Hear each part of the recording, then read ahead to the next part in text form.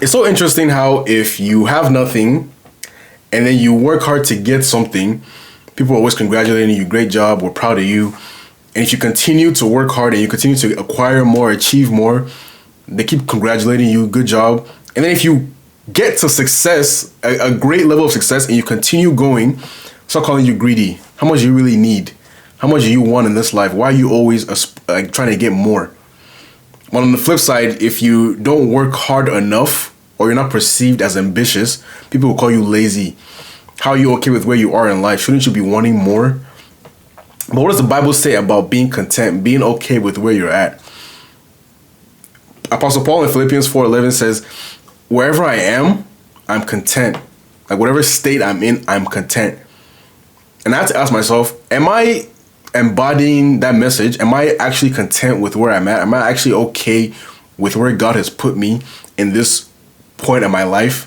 Or am I always asking for more? Am I always questioning where the next thing is? Where the next step is? Where the next blessing is, right? Why am I always asking for more? And it's okay to be ambitious. It's okay to have dreams and goals and aspirations. But at what point is it I'm always only focused on more, and I never actually sit and enjoy where I'm at right now? Enjoy the position that God has put me in. Because when I think about where I came from 5-10 years ago, well, I was probably ungrateful then too. I was probably not content with where I was there at that point in my life as well. But seeing where God took me to this point in my life, I can be sure and be confident that 5-10 years down the line, I will also be okay. I will also be taken care of. I don't have to worry about this or that, worry about needing this or needing that, or wanting this or wanting that. Everything that I need will be in place at that point when I get to that point in life. But how many of us are always focusing on tomorrow, always focusing on what we don't have?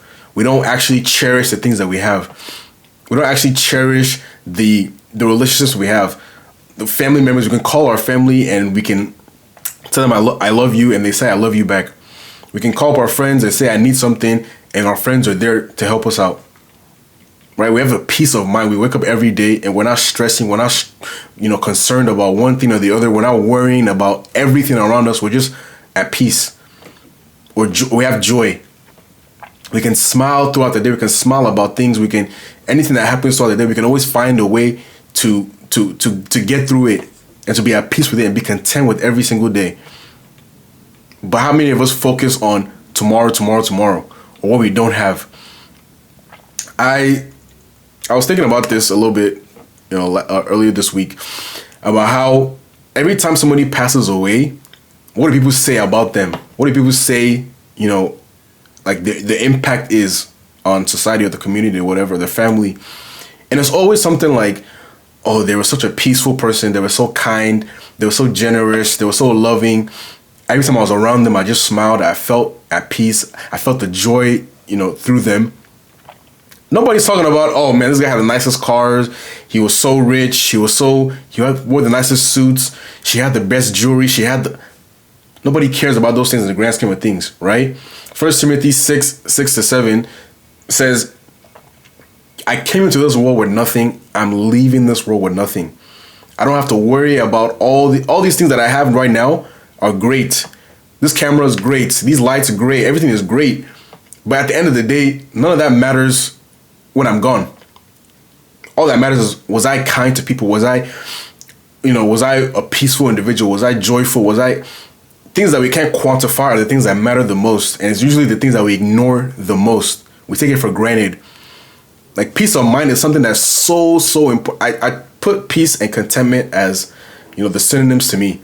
Because if you're at peace, you're typically content wherever you are, what's going on in your life, right? We don't focus on those things enough. We're always focusing on the materials. And it's so hard, especially in this day and age, especially if you're in your 20s, right? This is the point in life where everybody is doing something. If you don't have a friend that's a millionaire, then you have a friend that's married with a lovely wife, a lovely husband, and a kid, in a nice house. You have a friend that has the nicest car you've ever seen in your life. You have a friend that has the best job ever, makes the most money. There's always somebody that has something that you probably don't have, right? Even if someone that has all those things, somebody probably has it at a bigger level.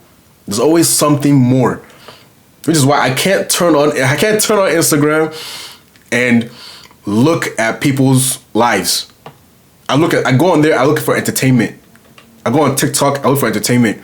I cannot focus my attention on what everybody else has, because then I'll just start thinking about what I don't have. And it doesn't even matter. Like, where do these expectations that we put on ourselves come from? Is it our family saying, we needed you to be a doctor, engineer, a lawyer. We need you to make this amount of money. We need you to send money back home. We need you to have a wife and kid, or husband and kid by this point in your life. Why are you stalling? Why are you slowing down? Why haven't you achieved the things that we've put on you to achieve at this point in your life? Is this society saying every single 25-year-old on your Instagram has XYZ, but you don't have it? Why are you lagging behind? It's time to catch up. Sometimes like we're playing catch up, trying to reach standards that nobody put on. No one can put standards on you. Nobody can make you believe that you should be at this point in your life. Nobody can say or force you to do those things. It's up to you. And I'm not saying don't be ambitious. I'm not saying don't be hungry for more. Because I look at myself. My ambitions don't come from a place of selfishness. I'm not ambitious so I can acquire all the material things in this life. And my ambitions are community based. I want to get more so I can give more and achieve more in a community mindset. It's not because I want the nicest house or the nicest car or whatever. But even thinking about it, even if I'm doing it, for a noble cause, people might view it as noble, I'm still not appreciating what I have enough. I'm still not content with what I have enough. Because I think about 10 years ago, 5 years ago, the point that I was in life, I was probably ungrateful. I probably wasn't happy where I was. I was probably always complaining about, I don't have enough money. I don't have the best grades. I don't have the best job. I was always complaining about something. But now I look to where God has brought me 5-10 years later. I'm comfortable now. Which makes me think I was also comfortable then. I just wasn't seeing it. And I know that 5 years, 10 years down the line, I will also be comfortable. I will also be taken care of. I won't lack anything. Psalm 23 says, the Lord is my shepherd, I shall not lack, I shall not want. If you ever, been on a farm or you've seen a shepherd and a sheep, he takes care of every single one of them. We always hear if I have 99 and I lose one, I'm going to go find that last one. So if he's going to do that for, God being the shepherd, he's going to do that for one, if he's going to do that for sheep, what would he do for you? We'll always be taken care of. We'll always be adequate. That's the word I like to use, adequate. It will always be adequate. It might not be glamorous. It might not be what, people think is cool, what people deem is cool. But it's always enough. It's always enough. That's why I tell myself every day, prioritize the intangibles. Prioritize your peace. Prioritize joy. Prioritize kindness. Prioritize things. The most important things in life are not material things.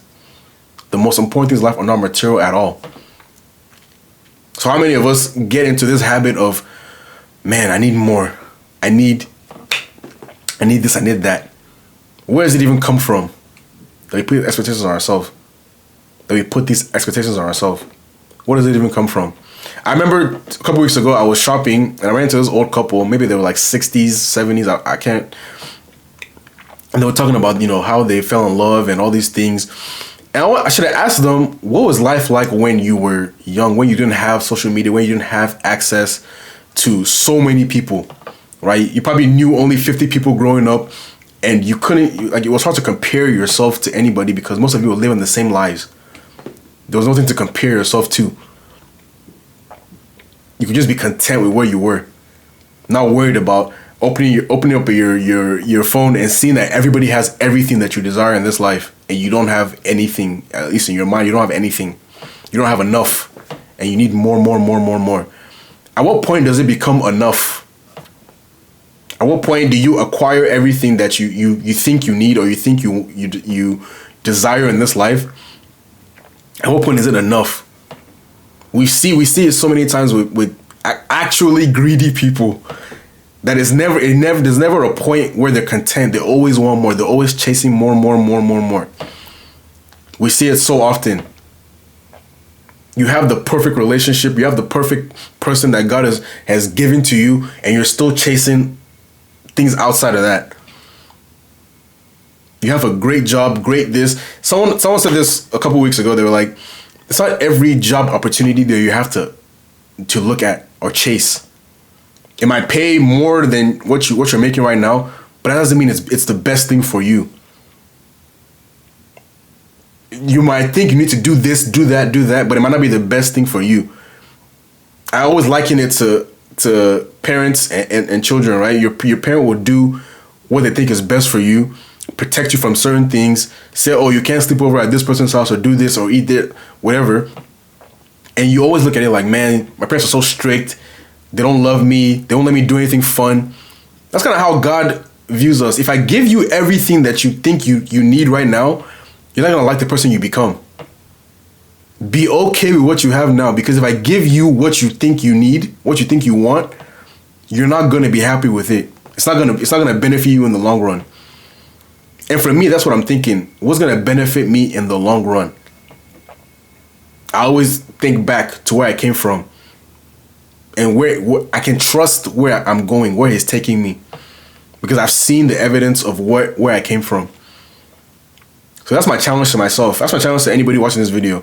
If you feel like you're not grateful, you're not content with what you have, find out, where is it coming from? Where are these expectations coming from that you've put on yourself or others have put on you, where you think you always need to do more, or you don't have enough? For me, I'm chasing peace, joy, things that aren't tangible, but that matter the most in life. I'm grateful that I have loved ones around me. So I have everything I need. Do I want more money? Yes. Do I want more? Yes. But am I happy with what I have now? The answer has to be yes. Because if the answer is not yes, I'm not grateful to the person that's giving me all these things. I'm not grateful. I'm not content. So that's my message to you guys this Good Friday. Happy Easter to everybody that celebrates. If you're new to this channel, please subscribe. If you like this video, like the video, leave a like on the video, leave a comment below. If you haven't watched any of the previous videos, watch them. If you like them, leave a like, leave a comment, share it.